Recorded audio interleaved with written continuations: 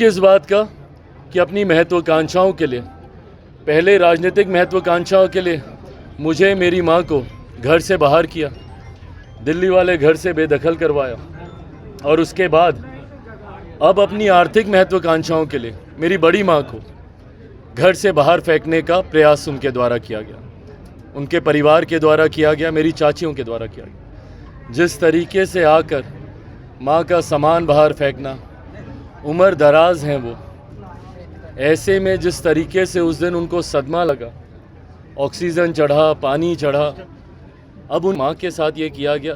एक बेटा तो कम से कम बर्दाश्त नहीं करेगा।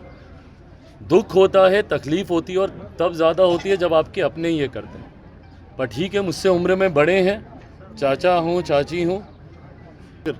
जैसा चाची ने आके कहा कि बंटवारा होना चाहिए, अब अगर वो ये भी चाहते हैं तो ठीक है, उसके लिए वो पहल करें, जैसे जहाँ का जो बंटवारा करना है, और एक ही बार कम से कम ये विषय समाप्त हो जाना चाहिए।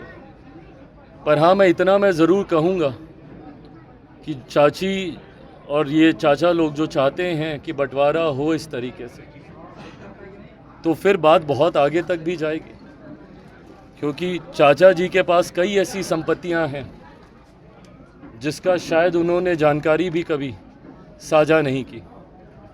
वो सारी जानकारी भी उनकी संपत्तियों की सामने आएगी। अब अगर इस तरीके से परिवार की बातों को सड़क पर लेकर जाने की सोच के साथ मेरे ही परिवार के सदस्य सामने आएंगे, तो फिर बहुत सी ऐसी बातें हैं जो खुलेंगी, जिस बात का मुझे अभी से ही दुख है।